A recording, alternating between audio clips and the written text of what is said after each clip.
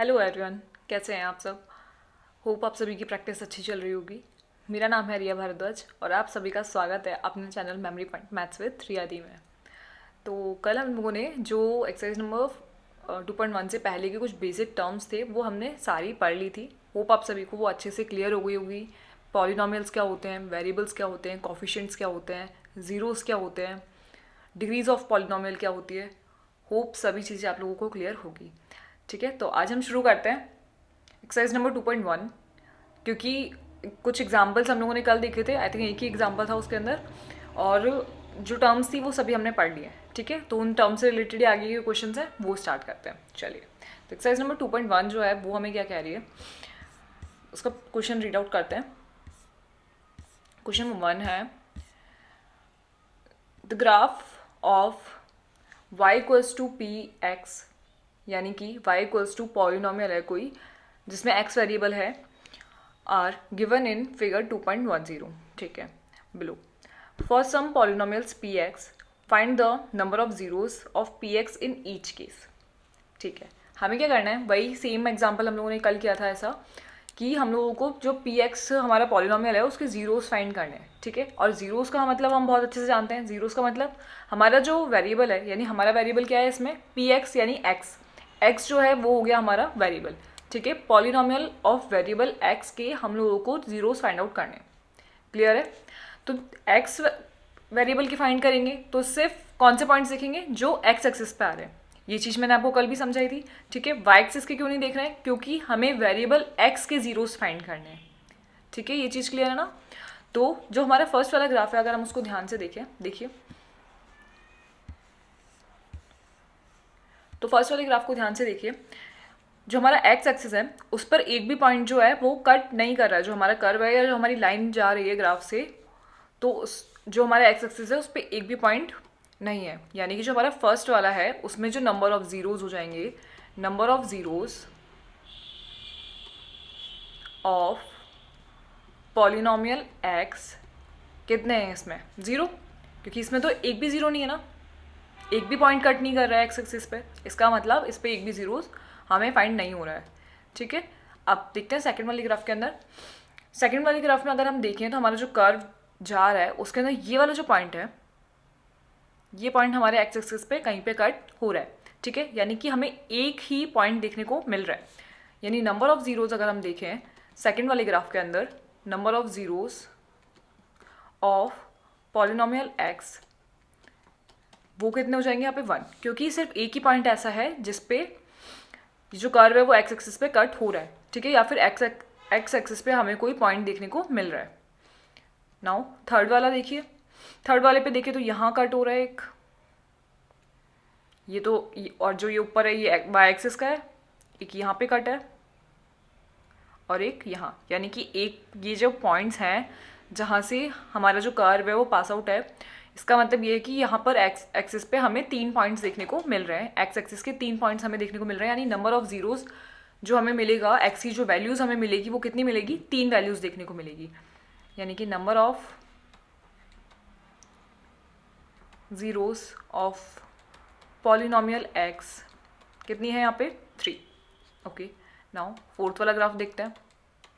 ये फोर्थ वाला ग्राफ, यहाँ पे कितने का है, एक पॉइंट और एक ये वाला पॉइंट। ठीक है, समझ आ रहा है कैसे दो पॉइंट्स बन रहे हैं, ये यू शेप में इस तरीके से बन रहा है और यहाँ से ये 2 बार एक्स एक्सिस को कट कर रहा है। यानी 2 पॉइंट्स हमें एक्स एक्सिस पे देखने को मिल रहे हैं, 2 ही मिल रहा है ना। तो यहाँ लिखेंगे number of zeros of P x is equals to कितना, 2। नंबर ऑफ ज़ीरोज़ कितने देखने को मिल रहे हैं, 2 पॉइंट्स हमें यहाँ पे देखने को मिल रहे हैं। अगर कल वाली क्लास को मिस किया है तो प्लीज़ पहले जाकर कल वाली क्लास को देख लीजिएगा, क्योंकि ये जो मैं लिख रही हूँ ना डायरेक्ट, ये तभी समझ में आएगा जब कल वाली क्लास आपको क्लियर होगी। ठीक है, कल बहुत अच्छे से बहुत सारे पॉइंट समझाए थे, तो अगर आपने वो क्लास नहीं देखी तो प्लीज़ पहले जाके वो देख लीजिए, उसके बाद में 2.1 स्टार्ट कीजिएगा। ओके, तो चलिए नेक्स्ट देखते हैं। अगला जो हमारा ग्राफ है, यानी ग्राफ नंबर 5, इसमें कितने पॉइंट्स कट कर रहे हैं, देखिए एक पॉइंट एक्स एक्सिस पे, ये सेकंड पॉइंट, ये वाला थर्ड पॉइंट और ये फोर्थ पॉइंट। ठीक है, 4 वैल्यूज़ एक्स एक्सिस की, यानी कि नंबर ऑफ ज़ीरोज़ हो जाएंगे ऑफ पॉलिनोमियल एक्स कितने हैं, 4 है ना, 4 पॉइंट्स देखने को मिल रहे हैं। और अगला है हमारा 6 नंबर का जो ग्राफ है उसे यहाँ लिख रही हूँ, number of zeros of polynomial x. देखिए 1 पॉइंट, सेकेंड पॉइंट और ये हमारा थर्ड पॉइंट। ठीक है, तो कितने पॉइंट्स, कितने ज़ीरोज़ यहाँ पे मिले हम लोगों को, पॉलिनोमियल ऑफ एक्स के 3 नंबर ऑफ ज़ीरोज़ हमें देखने को मिल रहे हैं।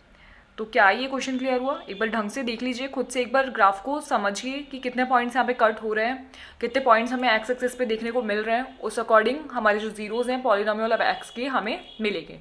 ठीक है, एक्स एक्सिस के क्यों निकाले हैं, क्योंकि यहाँ पे पॉलिनोमियल ऑफ वेरिएबल एक्स की बात चल रही है, इसलिए सिर्फ हमने एक्स एक्सिस के पॉइंट्स फाइंड कर रहे हैं। ठीक है, और यही हमें फाइंड करना था पॉलिनोमियल ऑफ वेरिएबल एक्स के। चलिए देखिए, एक बार ढंग से देख लीजिए क्वेश्चन को, खुद से समझने की कोशिश कीजिए।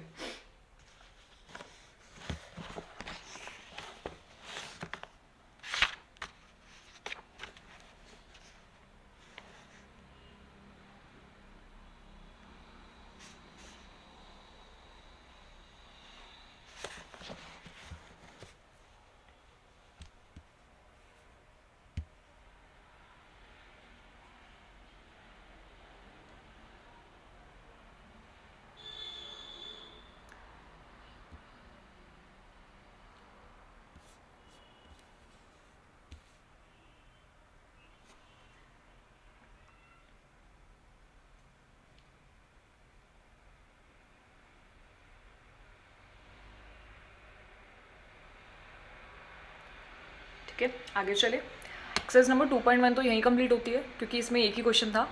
और अब देखते हैं आगे कुछ रिलेशंस हैं, उन्हें पढ़ते हैं। तो कल हम लोगों ने ज़ीरोज़ और कॉफिशिएंट्स क्या होते हैं ये तो पढ़ लिए थे, है ना, बट इनके बीच में कोई रिलेशन हमें मिलता है, वो क्या होता है उससे पढ़ते हैं आज, कि क्या ज़ीरोज़ और कॉफिशिएंट्स के बीच में कुछ रिलेशंस होते हैं।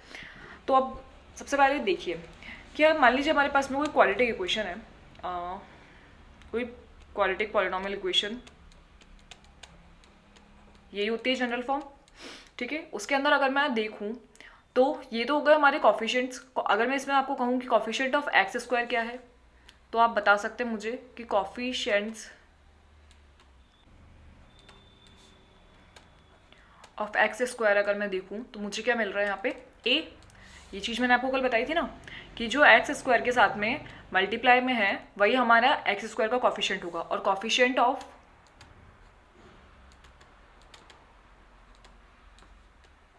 एक्स अगर मैं देखूं तो वो है हमारा बी, और सी जो है हमारा क्या है, कांस्टेंट।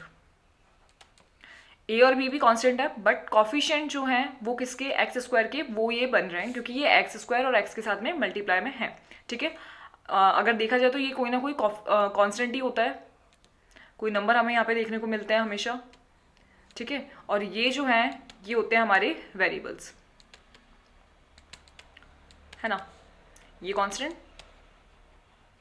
ये वेरिएबल। और एक्स स्क्वायर का अगर मैं कॉफिशिएंट कहूँ या एक्स का कॉफिशिएंट कहूँ तो वो हमें देखने को मिलेगा जो उनके साथ में मल्टीप्लाई में जो नंबर होंगे वो। क्लियर है? अच्छा, इनके अलावा हमें ये पता है कि ज़ीरोज़ कैसे फाइंड करते हैं। ज़ीरोज़ फाइंड करना हमें बहुत अच्छे से आता है जब हम किसी क्वाड्रेटिक पॉलिनोमियल इक्वेशन को सॉल्व करते हैं और हमारी जो एक्स की वैल्यूज़ को फाइंड करते हैं, हमारी जो वेरिएबल है उसकी वैल्यूज़ को फाइंड करते हैं, तो हमें जो वैल्यूज़ देखने को मिलती है उन्हीं वैल्यूज़ को हम, हमारे जो ज़ीरोज़ हैं वो कहते हैं। ठीक है, हमारी जो इक्वेशन के ज़ीरोज़ होंगे वो वही वैल्यूज़ होंगे जो एक्स की वैल्यूज़ हमें सॉल्व आउट करने के बाद मिलती है। जब हम स्प्लिट करके उसको फैक्टराइज करके और एक्स की वैल्यूज़ निकालते हैं वही हमारे ज़ीरोज़ होते हैं। क्यों ज़ीरोज़ होते हैं? क्योंकि जब हम उन वैल्यूज़ को दोबारा से इक्वेशन में पुट करते हैं तो हमारी इक्वेशन को ज़ीरो बना देता है। कल मैंने आपको इसका एग्जाम्पल देकर भी समझाया था। तो मान लीजिए कि ये कोई इक्वेशन है हमारे पास में और उसका ज़ीरोज़ मुझे देखने को मिल रहा है कोई अल्फ़ा और बीटा, कोई दो नंबर हम लोगों को देखने को मिल रहे हैं। कौन कौन से? अल्फ़ा और बीटा। तो अगर मैं यहाँ पे आपको रिलेशन की बात करूँ कि क्या कॉफिशिएंट्स और ज़ीरोज़ में, ये हो गए हमारे ज़ीरोज़, तो क्या कॉफिशिएंट और ज़ीरोज़ में हमें किसी तरीके का रिलेशन देखने को मिलता है? तो हाँ, हम लोगों को एक रिलेशन यहाँ पे देखने को मिल रहा है। क्या? देखिए, अगर मैं सम ऑफ ज़ीरोज़ देखूँ, सम ऑफ ज़ीरोज़ क्या हो गए, यानी कि अल्फ़ा प्लस बीटा, यही तो हमारे ज़ीरोज़ हैं दोनों, है ना। तो अल्फा और बीटा जो होता है ना, उनका जो सम होता है वो होता है हमारे माइनस का b अपॉन a के बराबर। यानी b क्या है हमारा, कॉफिशिएंट ऑफ x, और a क्या है, coefficient of x square.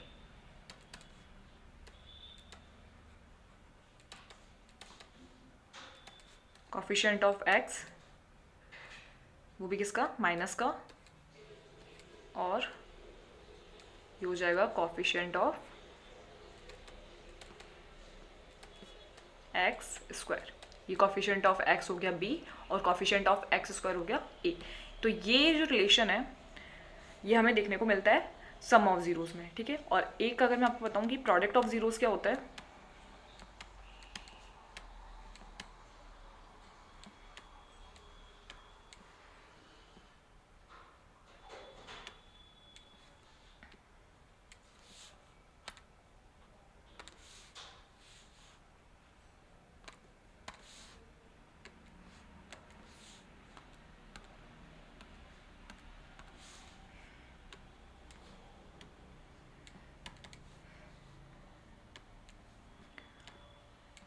Alpha into beta, ये होता है हमारा c अपॉन a। यानी कि जो हमारा कांस्टेंट है upon coefficient of x square. ये रिलेशन हमें जो है वो देखने को मिलता है, ठीक है। ये जो रिलेशन है, ध्यान से देखिए इस रिलेशन को कि क्या कह रहा है, समझने की कोशिश कीजिए। यानी कि जब हमें सम ऑफ जीरोस निकालना होता है, सम ऑफ जीरोस कैसे निकलेंगे, तो जो जीरोस हम लोगों को मिलते हैं ना लास्ट में, जो दो डिजिट्स हम लोगों को मिलती हैं, उन डिजिट को हम लोग डायरेक्टली इक्वेशन को देखकर भी पता लगा सकते हैं। कैसे, अगर मैं आपको कोई इक्वेशन दे दूं, जैसे मान लीजिए मैंने आपको इक्वेशन दी है ये, और अब मैं आपको ये बोलूं कि इसमें मुझे नंबर ऑफ जो जीरोस है, नंबर ऑफ जीरोस या फिर जीरोस के जो सम है वो बताइए। तो जीरोस का सम, अब मैं इसके पहले तो जीरोस फाइंड करूँ उसको स्प्लिट करके, उसके बाद में उनका सम करूँ। और क्या मैं इस इक्वेशन को डायरेक्टली देखकर भी बता सकती हूँ कि क्या इसके जो जीरोस है वो क्या बन रहा है। तो अगर हम देखें तो सम ऑफ जीरोस हम लोग डायरेक्टली इक्वेशन को देखकर बता सकते हैं। सम ऑफ जीरोस कैसे निकालेंगे, माइनस का b अपॉन a करके, यानी माइनस का b हो जाएगा हमारा माइनस का 8 और a हो जाएगा हमारा 2। क्या बात समझ में आई मैंने क्या बोला, कि हम लोग डायरेक्ट जो हमारी क्वाड्रेटिक इक्वेशन होती है उसे देखकर भी पता कर सकते हैं कि हमारे जो सम ऑफ जीरोस और प्रोडक्ट ऑफ जीरोस है वो क्या बन रहे हैं, ठीक है, विदाउट जीरोस को निकाले हुए। जीरोस को निकालने की जरूरत नहीं है, और डायरेक्टली हम लोग बता सकते हैं कि b अपॉन ए और c अपॉन ए हम लोग किस तरीके से फाइंड कर पा रहे हैं। क्या चीज़ समझ में आई। तो जो हमारे सम ऑफ जीरोस है उसे हम डायरेक्टली इक्वेशन को देखकर भी पता कर सकते हैं। किस तरीके से, माइनस का b अपॉन a जो है वो हमारे सम ऑफ जीरोस के इक्विवेलेंट होगा, यानी अल्फा प्लस बीटा जो होगा हमारा, वही हमारा माइनस का b अपॉन a होगा, ठीक है। जहाँ पर b और a क्या चीज़ है, कॉफिशिएंट ऑफ x और कॉफिशिएंट ऑफ एक्स स्क्वायर। हमेशा a जो है वो अपॉन में ही आएगा, ठीक है, और माइनस आएगा b के साथ में, ठीक है, ये चीज़ ध्यान रखिएगा। और जो प्रोडक्ट ऑफ जीरोस होगा, यानी अल्फा इंटू बीटा जो होगा, अल्फा बीटा हमारे जीरोस है, अल्फा और इंटू बीटा करेंगे, यानी जो प्रोडक्ट हो जाएगा जीरोस का वो कितना होगा, c अपॉन a के इक्वल होगा, ठीक है। यही रिलेशन है, यही इंपॉर्टेंट रिलेशन है इस चैप्टर का, जिसे हम याद रखना है, जिसे हमें याद है, और फर्दर क्लासेस में भी हमारे बहुत काम आएगा, ठीक है। तो इसे याद रखिए। आगे के जो क्वेश्चन है वो पूरी तरीके से इसी पर डिपेंड होने वाले हैं। आगे कुछ एग्जाम्पल देके और समझाती हूँ आपको। कुछ एग्जाम्पल्स हैं हमारे एनसीईआरटी के जो इसी पर डिपेंडेड है आगे पूरी तरीके से, ठीक है। तो चलिए वो इक्वेशन वो एग्जाम्पल्स को पढ़ते हैं, क्या कह रहे हैं। रिलेशन समझ में आया, आगे चले, चलिए कुछ एग्जाम्पल्स देखते हैं। तो ये जो रिलेशन है और क्लियर हो जाएगा कि क्या कहना चाह रहा है। चलिए एग्जाम्पल नंबर 2 जो है उसे पढ़ते हैं। Find the zeros of quadratic polynomial. Quadratic polynomial हमें गिवन है क्या,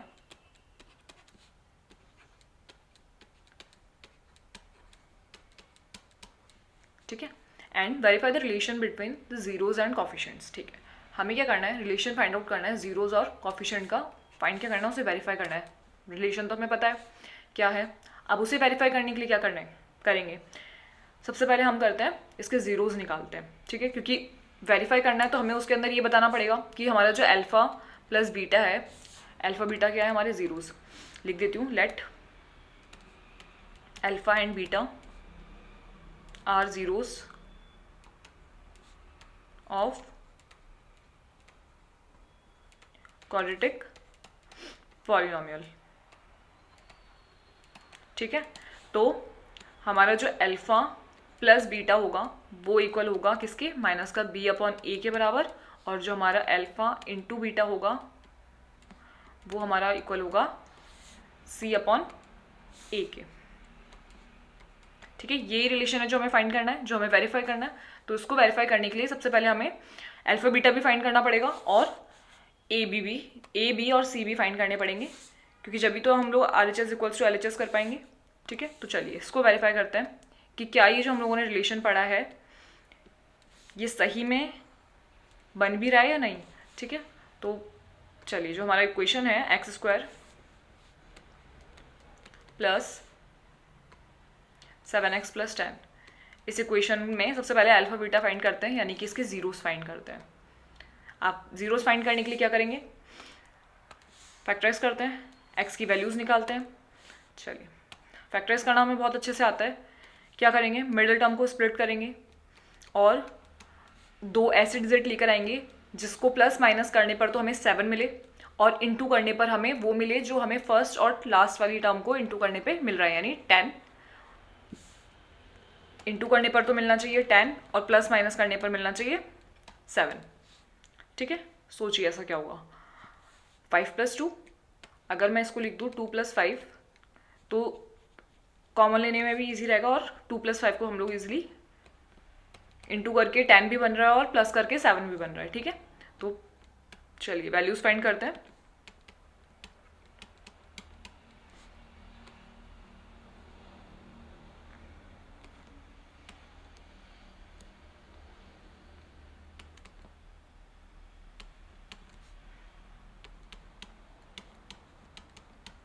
अब इसमें से x प्लस 2 कॉमन आएगा और x प्लस 5 इक्वल्स में 0 हमेशा चलता ही है। तो जब मैंने इन दोनों इक्वेशंस को 0 के इक्वल करा तो मुझे यहाँ पे 2 जीरोस देखने के लिए मिले। क्या, एक तो हो जाएगा x इक्वल्स टू -2 और एक हो जाएगा x इक्वल्स टू -5। ठीक है, ये दो वैल्यूज़ मुझे देखने को मिल रही है। तो ये जो दोनों वैल्यूज़ मुझे देखने को मिल रही है ना, ये वैल्यूज़ है हमारी अल्फा और बीटा, है ना, क्योंकि यही तो जीरोज़ हैं। मैंने आपको बोला कि जो x वेरिएबल की जो वैल्यूज़ निकलती है वही हमारी जीरोज़ होती हैं। तो ये तो हो गया अल्फा, अल्फा कितना हो गया -2 और बीटा कितना हो गया -5। ठीक है, ये चीज़ क्लियर है। अब मैं क्या करती हूँ, इनको पुट करती हूँ, हमारी जो इक्वेशन बन रही है ये वाली, इसको 1 नंबर दे देते हैं ताकि इसको बार बार नहीं लिखना पड़े। चलिए, तो ये हमें अल्फा और बीटा मिल चुके हैं। कॉफिशेंट्स की वैल्यूज़ भी निकाल लेते हैं। तो अगर हम ध्यान से देखें तो यहाँ पर जो हमारे पास इक्वेशन है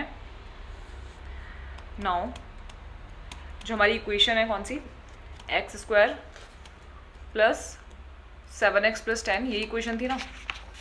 तो इसके अंदर क्या करते हैं, कॉफिशेंट्स की वैल्यू निकाल लेते हैं। तो कॉफिशेंट की जो वैल्यू है वो क्या हमें मिलेगी,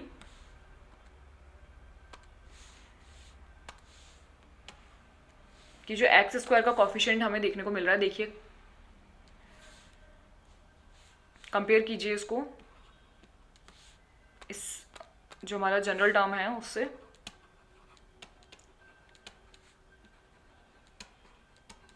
हमारी जो जनरल फॉर्म है क्वाड्रेटिक इक्वेशन की, इससे कंपेयर करके हम फाइंड करते हैं कॉफिशेंट्स को। तो हमारा जो एक्स स्क्वायर का कॉफिशेंट है यानी a, वो तो क्या हो जाएगा 1, इसके मल्टीप्लाई में कुछ भी नहीं है, इसका मतलब 1 मानेंगे। और x का जो कॉफिशेंट है यानी b, वो कितना हो जाएगा 7, और c जो है हमारा कांस्टेंट वो कितना हो जाएगा 10। क्या ये चीज़ क्लियर है? अब हमें a b c की वैल्यू भी पता चल चुकी है और अल्फा प्लस बीटा की वैल्यू भी पता चल चुकी है। तो पुट एन इक्वेशन 1, जो हमारा फर्स्ट रिलेशन हमें गिवन है उसमें पुट करते हैं। तो अल्फा प्लस बीटा वो तो कितना हो जाएगा,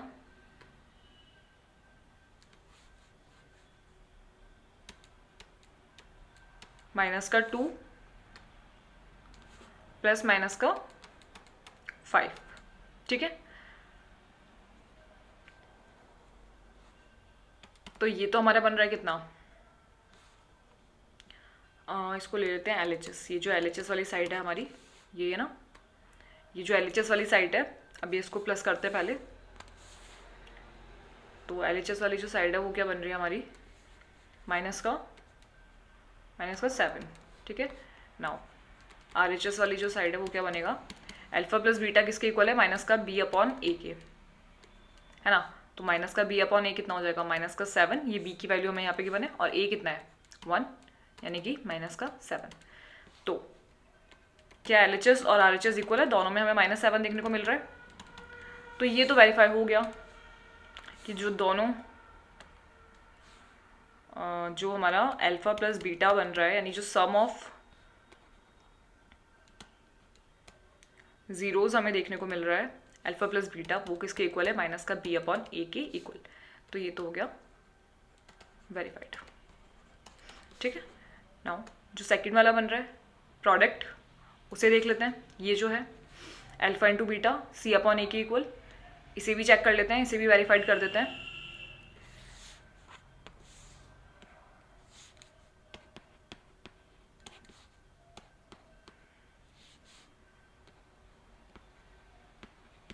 प्रोडक्ट ऑफ जीरोस यानी कि अल्फा इंटू बीटा, वो किसके इक्वल होता है, पहले अल्फा इंटू बीटा निकालते हैं, यानी जो LHS साइड है, LHS जो साइड है उसको देखते हैं, वो क्या बन रही है, अल्फा और बीटा, अल्फा इंटू बीटा, यानी कि अल्फा हमारा कितना है, माइनस का 7, माइनस का 2 और 5, तो माइनस का 2 और माइनस का 5, ये कितना बन रहा है,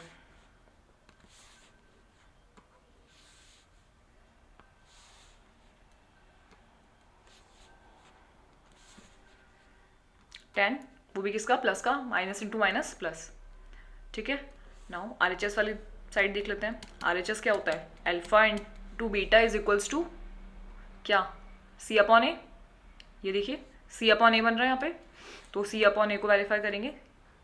RHS जो है वो होता है, वो है हमारा C अपॉन A। तो C अपॉन A क्या हो जाएगा, C की जो वैल्यू है वो कितनी है, ये रही C की वैल्यू 10 और A की वैल्यू है 1। पुट कर देते हैं, 10 अपॉन 1 इज इक्वल्स टू 10। ठीक है, तो ये भी हो गया वेरीफाई, क्योंकि LHS और RHS हमारे इक्वल हो गए, यानी कि alpha into beta is equals to C upon A। ये क्या है, प्रोडक्ट ऑफ जीरोस, ये भी हो गया वेरीफाइड। ठीक है, दोनों चीज़ें क्लियर है कि किस तरीके से ये प्रोडक्ट, ये जो रिलेशन हमारा है ये प्रूफ हो रहा है यहाँ पे कि जो हमारा सम ऑफ प्रोडक्ट होगा यानी अल्फा प्लस बीटा होगा वो तो इक्वल होता है माइनस का B अपॉन A के, और जो हमारा प्रोडक्ट ऑफ जीरोज होगा यानी जो अल्फा इंटू बीटा होगा वो किसके इक्वल होगा, C अपॉन A के। ठीक है, तो एक बार ढंग से समझने की कोशिश कीजिए इस एग्जाम्पल को कि मैंने क्या चीज़ समझाई है। यहाँ से हमारा रिलेशन भी जो है वो क्लियर हो गया है, और इस रिलेशन को ढंग से याद कर लीजिएगा क्योंकि आगे आने वाले सारे क्वेश्चंस इसी पर बेस्ड हैं।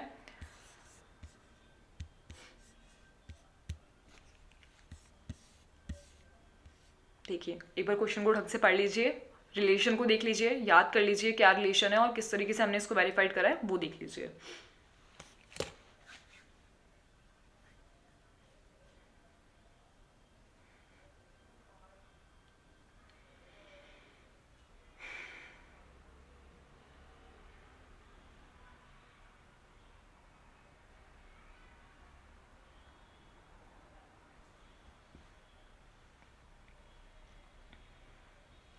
हमारी जो एनसीईआरटी में इसका सॉल्यूशन दिया हुआ है वो थोड़ा सा डायरेक्टली दिया हुआ है, इसलिए बहुत छोटे में वो सॉल्यूशन हमें दिख रहा है, बट मैंने जो आपको सॉल्यूशन करवाया वो बिल्कुल वेरीफाइड करके बताया है, हर चीज़ को ढंग से समझाया है, इसीलिए थोड़ा सा सॉल्यूशन बड़ा हो रहा है, जबकि बिल्कुल ईजी क्वेश्चन है, कुछ भी इसमें टफ तो है ही नहीं, है ना।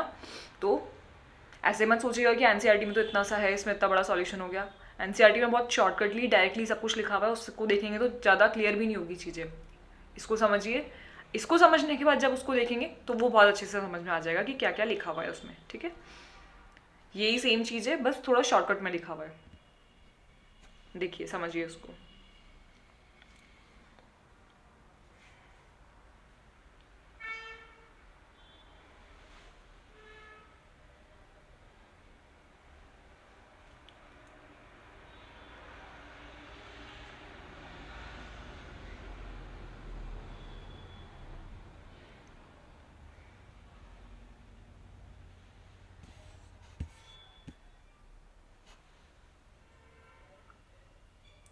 इसको स्प्लिट करके और वेरीफाइड करके हम लोगों ने वैल्यूज़ निकाली किसकी, अल्फा और बीटा की, यानी हमारे ज़ीरोज़ की। तो वेरिएबल एक्स की जो वैल्यूज़ हमें देखने को मिल रही है वही हमारी ज़ीरोज़ होंगे, और ज़ीरोज़ क्या है, अल्फा और बीटा।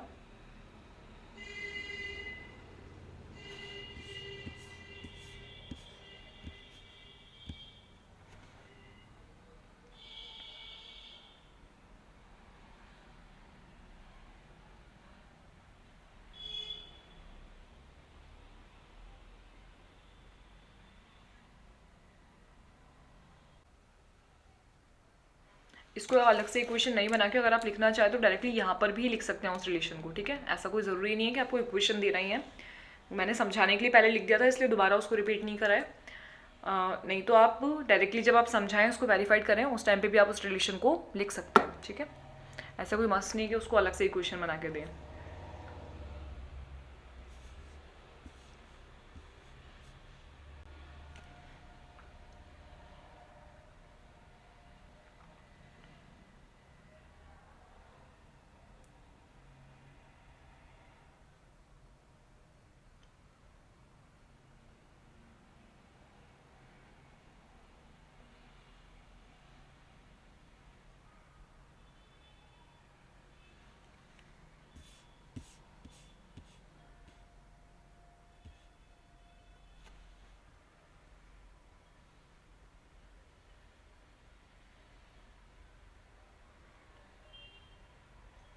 ठीक है, समझ आ गया है जो हमारा रिलेशन बन रहा है उसको किस तरीके से हमने वेरीफाइड करा, किस तरीके से प्रूफ कर पा रहे हैं कि क्या ये सही में रिलेशन कोई बन भी रहा है या नहीं, वो चीज़ आपको क्लियर हो गई होगी, ठीक है। अगला क्वेश्चन देखते हैं। एग्जाम्पल नंबर जो 3 है हमारी एनसीईआरटी का, उसे रीड आउट करते हैं।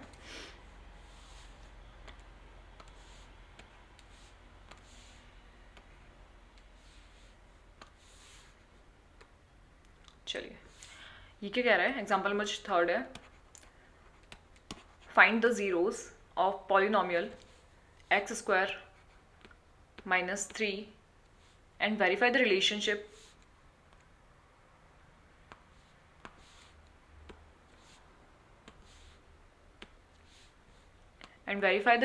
between zeros and the coefficients। ठीक है, सेम वही चीज़ जो अभी हम लोगों ने लास्ट एग्जाम्पल में करी है, उसी रिलेशन को फाइंड करना है, वापस से वेरीफाई करना है कि क्या वो इसमें प्रूफ हो रहा है या नहीं हो रहा है। ठीक है, प्रूफ तो हो गई क्योंकि वेरीफाइड कर चुके हैं हम लोग, बट हमें फिर से वेरीफाइड करके दिखाना है इस क्वेश्चन में। चलिए, तो सबसे पहले वही अल्फा बीटा की वैल्यूज़ निकलेगी हमारी और कॉफिशिएंट्स की वैल्यूज़ निकलेगी। अब अल्फा बीटा की वैल्यूज़ निकालने के लिए हमें क्या करना है कि इसको फैक्टराइज करेंगे, स्प्लिट करेंगे और हमारी जो एक्स वेरिएबल है उसकी वैल्यूज़ को निकालेंगे। अब अगर हम ध्यान से देखें तो यहाँ पे हमें 2 ही डिजिट्स देखने को मिल रहे हैं, यहाँ पे कॉफिशिएंट ऑफ एक्स हमें गिवन नहीं है। तो अब मैं इसको किस तरीके से स्प्लिट करूँगी, अगर मैं इसको ध्यान से देखूँ तो क्या मैं इसको ये लिख सकती हूँ,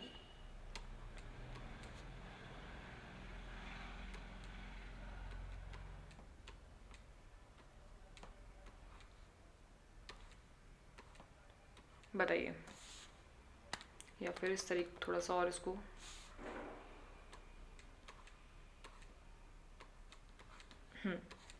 ध्यान से देखिए, क्या मैं इसको इस तरीके से लिख सकती हूँ, √3 का स्क्वायर जो है वो 3 ही होता है ना। √3 का स्क्वायर जब मैं करूँगी तो मुझे 3 देखने को मिलेगा।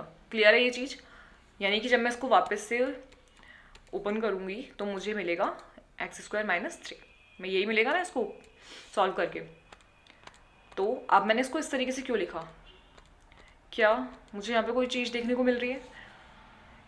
इसको थोड़ा सा इजी बनाने के लिए, इसको फैक्टराइज करने के लिए मैंने इसको इस तरीके से लिखा है, क्योंकि अगर मैं इसको ध्यान से देखूँ तो मुझे ये मिल रहा है a² - b², और a² - b² का फॉर्मूला हम बहुत अच्छे से जानते हैं, क्या होता है a + b और a - b, जहाँ पर हमारा a जो है वो तो क्या हो जाएगा x² x, और b क्या हो जाएगा हमारा √3। तो मैं इसको लिख दूंगी x + √3 और एक लिख दूंगी x - √3। ठीक है, तो क्या मुझे यहाँ पे डायरेक्टली इसके ज़ीरोज़ देखने को मिल रहे हैं? क्या मुझे x की वैल्यूज़ यहाँ से डायरेक्टली मिल रही है? अगर मैं इसको फैक्टराइज करूँगी x² - 3 को ज़ीरोज़ के इक्वल करके और फैक्टराइज करूँगी तो मुझे जो वैल्यूज़ मिल रही है वो क्या मिल रही है, x + √3 और x minus root three is equals to 0, है ना, जहाँ से मुझे x प्लस रूट थ्री के इक्वल में जब मैंने 0 पुट करा और x माइनस रूट थ्री में जब 0 पुट करा तो x की दो वैल्यूज़ देखने को मिली, एक तो मिली माइनस का रूट थ्री और एक मिली प्लस का रूट थ्री। यानी जो अल्फ़ा की वैल्यू देखने को मिली वो मिली माइनस रूट थ्री और बीटा की वैल्यू देखने को मिली वो मिली रूट थ्री। क्या समझ आया कि मैंने किस तरीके से इसको फैक्टराइज किया है? क्योंकि इसमें मिडिल टर्म स्प्लिट तो हो ही नहीं सकती थी क्योंकि x का कोई कॉफिशिएंट हमें गिवन ही नहीं था, तो इसलिए मैंने इसको इसमें चेंज करके और डायरेक्टली इसका फैक्टराइजेशन करा है। ठीक है, तो यहाँ पे हम लोगों को दो जीरोस देखने को मिले, अल्फा और बीटा, माइनस रूट थ्री और प्लस रूट थ्री। ठीक है, अब और मुझे किस चीज़ की ज़रूरत है? अब मुझे चाहिए एबीसी की वैल्यूज़ की, एबीसी की वैल्यू देखनी है, तो यानी कॉफिशिएंट्स देखने हैं। तो अल्फा और बीटा तो हो गया। Now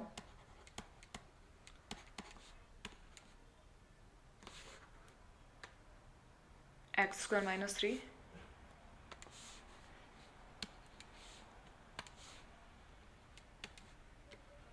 x square minus three में अगर मैं कंपेयर करूं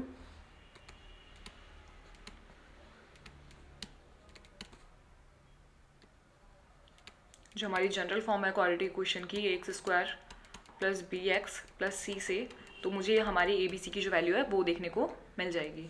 ठीक है, तो यहाँ से ए बी सी की वैल्यू क्या बन रही है? कॉफिशिएंट ऑफ एक्स जो है वो क्या बन रहा है?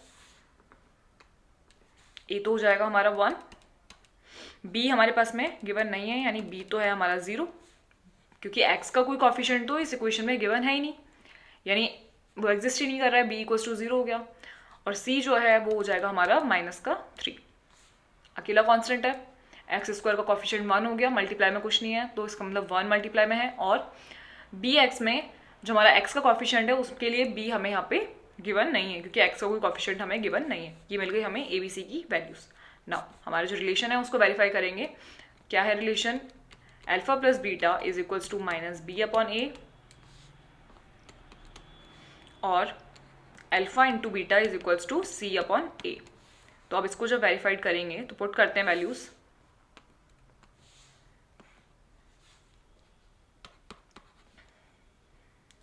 तो अल्फा इंटू बीटा तो हो जाएगा, डायरेक्टली लिख दूं अब alpha into beta, alpha plus beta यानी सम ऑफ प्रोडक्ट तो हो जाएगा हमारा, सम ऑफ जीरोस तो हो जाएगा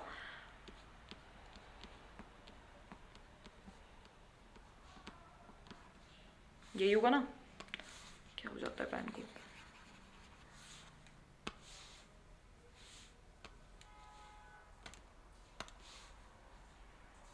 माइनस का root three plus root three. ठीक है, तो ये तो हो गया क्रॉस और ये हो गया 0। और अगर मैं इसको यहाँ पे ये लिखते हैं,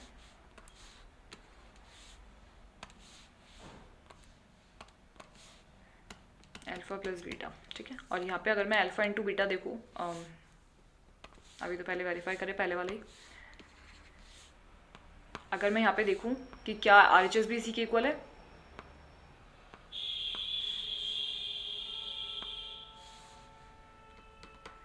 ये हो गया हमारा एल एच एस और आर एच एस क्या बन रहा है? माइनस का बी अपॉन ए। तो बी कितना है हमारा? 0, बी तो 0 है ना, कॉफिशिएंट हमें जो मिला है एक्स का वो 0 मिला है और ए की जो वैल्यू है हमारे पास में वो है 1, तो ये भी हो गया 0। तो एल एच एस और आर एच एस जो है वो इक्वल हो गया, यानी जो पहला वाला रिलेशन है हमारा वो यहाँ से वेरीफाइड हो चुका है। L H S is equals to R H S, यानी कि अल्फा प्लस बीटा जो बन रहा है वो माइनस बी अपॉन ए के इक्वल बन रहा है, ये यहाँ पे वेरीफाइड हो चुका है। अब अगला वाला रिलेशन देखते हैं। अगला रिलेशन क्या है? प्रोडक्ट वाला जो है अल्फा इंटू बीटा, यानी कि माइनस का रूट थ्री और प्लस का रूट थ्री, इसको जब हमने इंटू करा तो हमें मिला माइनस का 3। ठीक है, और ये किसके इक्वल है? ये इक्वल अल्फा इंटू बीटा जो होता है वो इक्वल होता है सी अपॉन ए के। इसी चीज़ के तो प्रूफ करना है हमको। तो सी जो है वो क्या है? सी है हमारा -3 और ए क्या है हमारा 1। यानी कि यहाँ भी हमें -3 देखने को मिल रहा है, ये इक्वल है हमारे RHS के।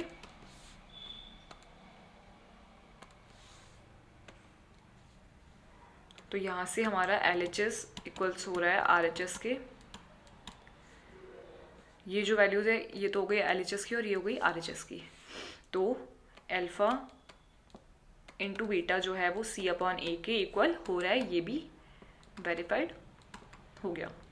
ठीक है, हो गया ना, दोनों जो रिलेशन है वो हमने वेरीफाइड कर दिए। यही चीज़ हमको पता करनी थी, यही हमारे रिलेशंस हैं, और यहाँ पे हमने ये प्रूव कर दिया है कि हाँ हमारे जो रिलेशंस है वो बन रहे हैं यहाँ पे, और किस तरीके से हम उसको वेरीफाइड कर रहे हैं ये देख लीजिए।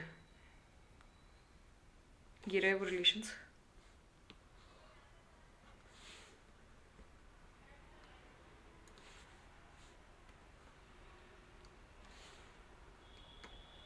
पढ़ लीजिए एक बार, एग्जाम्पल को देखिए, पढ़िए, समझिए किस तरीके से मैंने उसको स्प्लिट करा है, किस तरीके से जीरोस निकाले हैं।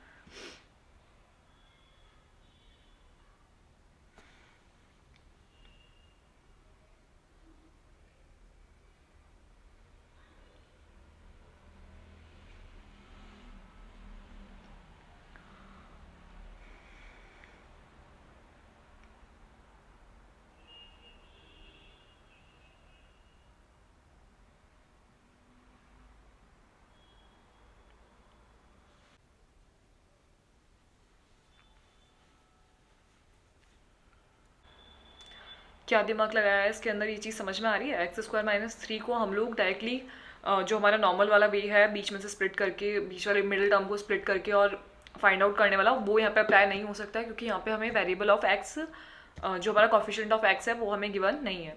इसीलिए हमने किस तरीके से उसको फैक्टराइज करा है वो ये तरीका होगा। ठीक है, अपने मन से बनाने की कोशिश कीजिए इक्वेशंस को कि किस तरीके से उसको सॉल्व आउट कर सकते हैं, किस तरीके से उन इक्वेशंस को ईजी कर सकते हैं, वो हमने इसमें अप्लाई करा है। ठीक है, तो ये हमारे पास फॉर्मूलाज थे जिसके अकॉर्डिंग हम लोगों ने अल्फा और बीटा की वैल्यू निकाली। उसके बाद में हमने हमारे कॉफिशिएंट्स को निकाला। कॉफिशिएंट्स किस तरीके से, जो हमारा जनरल फॉर्म होता है क्वाड्रेटिक इक्वेशन का, उससे हमारी इक्वेशन को कंपेयर करा और हमारी ABC की वैल्यूज इससे हमें पता चल गई है। अब हम रिलेशन जानते हैं, alpha plus beta is equals to -B/A, और अल्फा इंटू बीटा क्या होता है C/A। इसको करना है वेरीफाइड, सिर्फ वैल्यूज पुट करेंगे, LHS और RHS को इक्वेट करेंगे और हमारे जो रिलेशन है उसे वेरीफाइड करेंगे। ठीक है, बहुत ही ईजी क्वेश्चन है, सिर्फ वैल्यूज पुट करनी है और ध्यान से देखना है कि कौन सी वैल्यूज क्या बन रही है। अल्फा और बीटा हमने निकालना आ गया है, कॉफिशिएंट्स हमें निकालने आ गए, सिर्फ हमारा जो रिलेशन है उसे प्रूव करना है। देखिए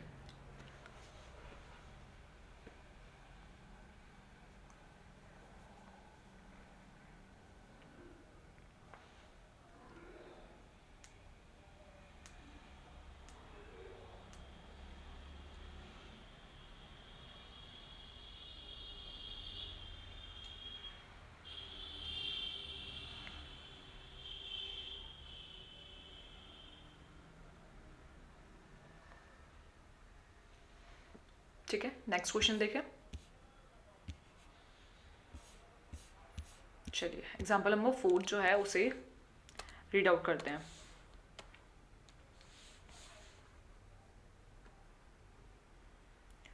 फाइंड अ क्वाड्रेटिक पॉलिनोमियल। एक क्वाड्रेटिक पॉलिनोमियल हमें फाइंड करनी है।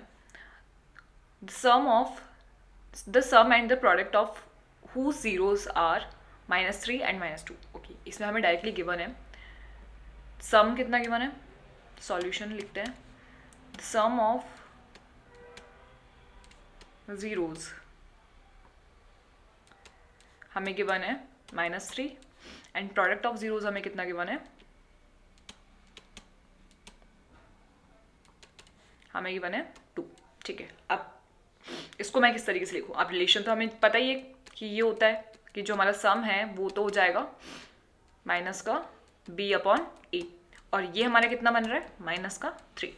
ठीक है, और जो हमारा प्रोडक्ट है यानी कि हमारा जो अल्फा इंटू बीटा है वो होता है हमारा C/A, जो किसके बराबर है 2 के। ये हमें क्वेश्चन में गिवन है और हमें क्या करना है, हमें निकालना है, हमें इसमें फाइंड करना है क्वाड्रेटिक पॉलिनोमियल। चलिए, तो अब हमें यहाँ से अगर मैं ध्यान से देखूँ तो कौन कौन सी वैल्यूज़ देखने को मिल रही है वो देखते हैं। अब -3 में है और 2 पता है, तो क्या मैं a को 1 एज्यूम कर सकती हूँ? सोचिए, अगर मैंने इसको a को 1 एज्यूम कर लिया तो दोनों के अपॉन में 1 हो जाएगा और ये जो इक्वल है ये -3 के ही इक्वल रहेगा, ठीक है। अगर मैंने a को 1 एज्यूम कर लिया तो अभी ये -3 ही रहेगा, और अगर मैंने इधर भी a को 1 एज्यूम कर लिया ये 2 के ही इक्वल रहेगा। तो क्या मैं a की जो वैल्यू है उसे 1 एज्यूम कर लूँ? उससे क्या होगा कि हमारा जो b है वो हमें -3 मिलेगा, -3 नहीं सिर्फ 3, क्योंकि माइनस तो फॉर्मूले में है। जो हमारा b है वो हमें मिलेगा 3 और c है वो कितना मिलेगा 2। क्या बात समझ में आ रही है? और a b c की वैल्यू अगर मुझे पता चल गई है तो मैं क्वाड्रेटिक पॉलिनॉमियल को फाइंड कर सकती हूँ। कैसे? जनरल फॉर्म जो है हमारी उसमें वैल्यूज़ को पुट कर देंगे तो ये हो जाएगा x², b की वैल्यू कितनी है 3x और c की वैल्यू कितनी है 2।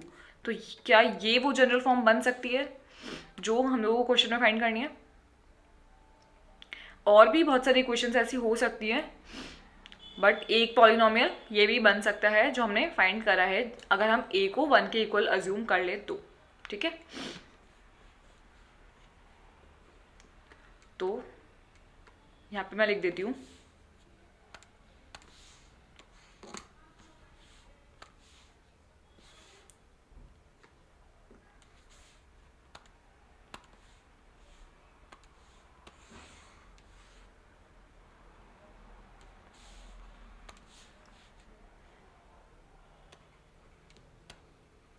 वन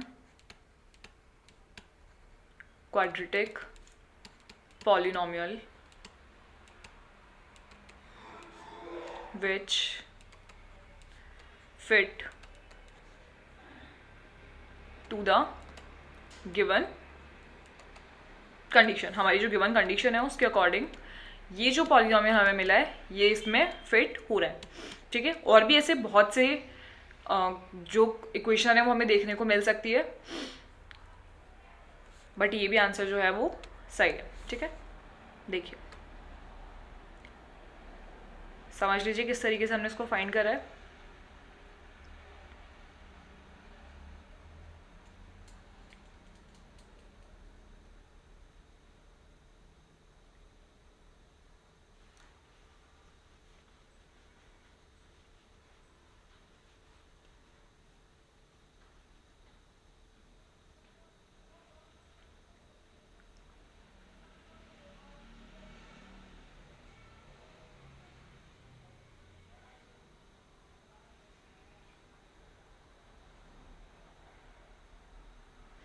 यहाँ पे हमें a की क्वाड्रेटिक पॉलिनॉमियल निकालना था, इसलिए हमने ये इस तरीके से फाइंड कर लिया। अगर हमें और भी वैल्यूज़ निकालनी होती तो हम लोग कोई भी रियल नंबर को इस इक्वेशन से अगर इनटू कर देंगे, ये जो इक्वेशन हमें लास्ट में मिली है, ये जो क्वाड्रेटिक पॉलिनॉमियल मिला है, अगर इसके अंदर हम लोग लास्ट में कोई भी रियल नंबर से इसे इनटू करते हैं तो हमें और भी वैल्यूज़ x की कोफिशिएंट्स की और अदर वैल्यूज़ हमें इसमें देखने को मिलेगी। जो हमारा a है उसकी वैल्यूज़ हमें और देखने को मिल जाएगी, ठीक है। Where k is an real number।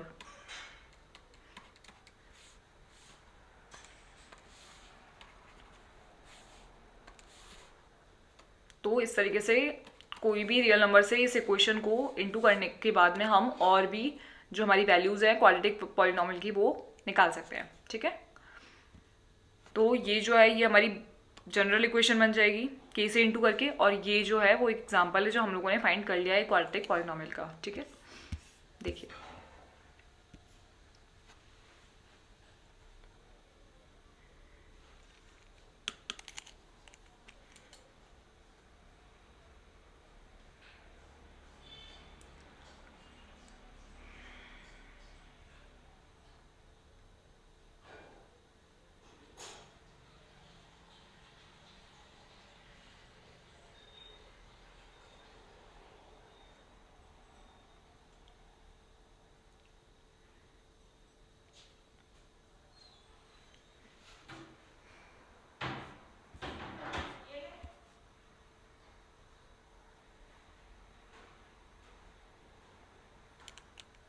इस क्वेश्चन में हमें सम गिवन था और प्रोडक्ट गिवन था। ठीक है, और हमें क्या निकालना था, क्वाड्रेटिक पॉलिनोमियल निकालने थे। अभी तक हमने जितने भी क्वेश्चंस करे उसमें हम लोगों को पॉलिनोमियल गिवन होता है और हम लोगों को कॉफिशिएंट्स और वेरिएबल्स फाइंड करने थे, बट इस क्वेश्चन के अंदर हमें ऑलरेडी हमारे जो सम्स और प्रोडक्ट हैं वो गिवन है और हम लोगों को क्वाड्रेटिक पॉलिनोमियल फाइंड करना है। तो ऐसा नहीं है कि सिर्फ एक ही जो क्वाड्रेटिक पॉलिनोमियल है वो बनेगा, और भी बहुत सारे बन सकते हैं, ठीक है। लेकिन अब ये जो कंडीशन है हमारी a=1 वाली, ये इसमें बहुत इजीली फिट हो रही है, इसलिए हम लोग एक क्वाड्रेटिक इक्वेशन ये भी बना सकते हैं, ठीक है। तो ये चीज क्लियर होगी आपको।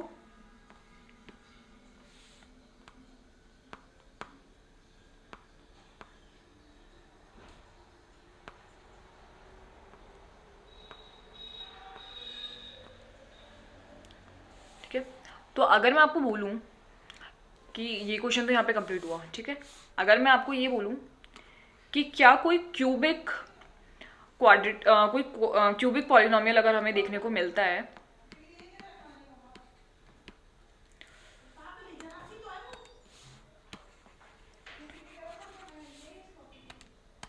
अगर मैं आपको कहूं कि कोई अगर हमें क्यूबिक पॉलिनोमियल देखने को मिल रहा है, क्यूबिक पॉलिनोमियल का क्या मतलब हुआ, जिसके अंदर हाईएस्ट डिग्री जो है वो कितनी होगी, 3। तो अगर कोई क्यूबिक पॉलिनोमियल हमें देखने को मिल रहा है, ये तो थे हमारे क्वाड्रेटिक पॉलिनोमियल्स क्योंकि इसके अंदर हमारी हाईएस्ट डिग्री थी वो 2, 3। अगर कोई क्यूबिक पॉलिनोमियल मिल रहा है यानी जिसकी जनरल फॉर्म होगी ये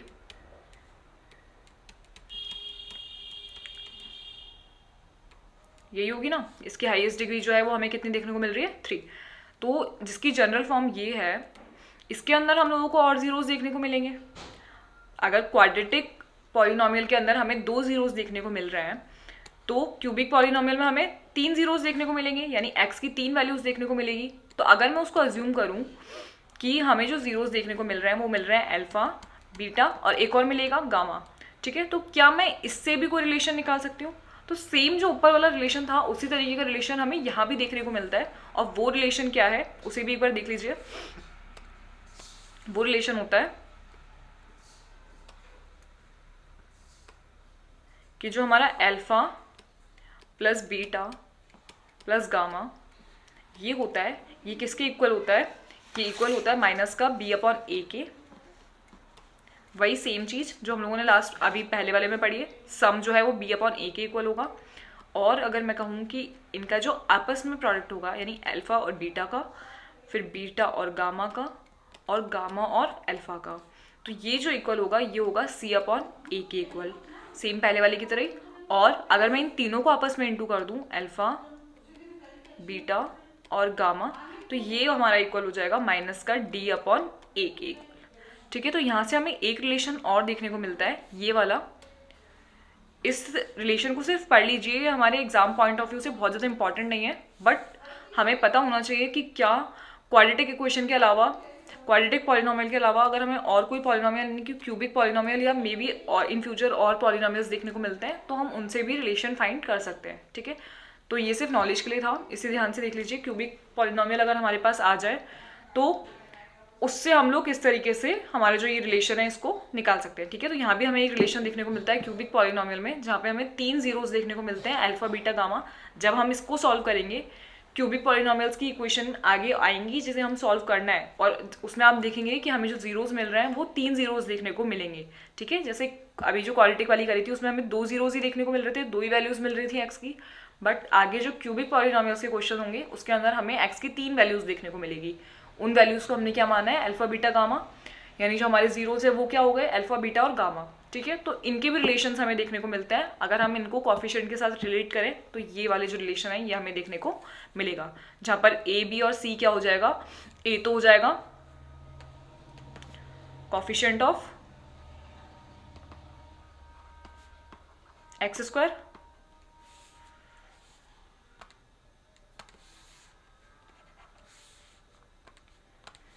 बी क्या हो जाएगा, कोएफिशिएंट ऑफ एक्स स्क्वायर नहीं एक्स क्यूब। ए तो हो जाएगा हमारा coefficient of x cube, B हो जाएगा हमारा कोएफिशिएंट ऑफ एक्स स्क्वायर, और सी क्या है हमारा कोएफिशिएंट ऑफ x और d है हमारा कांस्टेंट टर्म। ठीक है, ये चीज़ क्लियर है। और अल्फा बीटा और गामा क्या है, हमारे जीरोस।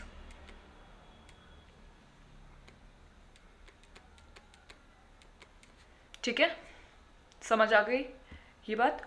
इसको पढ़ लीजिए एक बार कि क्या हम लोगों को क्यूबिक पॉलिनॉमियल में भी कोई रिलेशन देखने को मिलता है। तो हाँ, ये जो रिलेशन है ये हमें देखने को मिलेगा। ये हमारे एग्जाम पॉइंट ऑफ व्यू से ज़्यादा इंपॉर्टेंट नहीं है, इसलिए एक एग्जाम्पल और गिवन है, उसे मैं छोड़ रही हूँ, वो नहीं करवा रही हूँ क्योंकि वो एग्जाम्स में नहीं आएगा, वो सिर्फ समझाने के लिए दिया हुआ है। ठीक है, फालतू कॉम्प्लिकेटेड हो जाएगा और आप लोग कंफ्यूज हो जाएंगे उससे, इसलिए सिर्फ क्वाड्रेटिक पॉलिनॉमियल्स तक ही इसके वेरिफिकेशन को याद रखिए, बट एक बार रिलेशन ये वाला ज़रूर देख लीजिएगा। ठीक है, तो आज के लिए इतना ही। आज जितने भी एग्जाम्पल्स करवाएं उनको खुद से प्रैक्टिस कर लीजिए। जो ये हमारा पहला वाला रिलेशन था जो आज हम लोगों ने पढ़ा है, क्वाड्रेटिक इक्वेशन वाला, ये वाला जो रिलेशन है इसे ढंग से याद कर लीजिए कि क्या रिलेशन बन रहा है। सम ऑफ जीरोस किसे कहते हैं, सम प्रोडक्ट ऑफ जीरोस का रिलेशन क्या होता है। ठीक है, इन्हें याद कर लीजिए। आगे जो हमारी एक्सरसाइज है, एक्सरसाइज नंबर 2.2, वो पूरी तरीके से इसी फॉर्मूला पे बेस्ड है, इन्हीं रिलेशंस पे बेस्ड है। ठीक है, तो मिलते हैं अगली एक्सरसाइज के साथ में। एक्सरसाइज नंबर 2.2 स्टार्ट करेंगे, तो अभी तक के लिए इन्हें प्रैक्टिस कीजिए। मिलते हैं अगले लेक्चर में।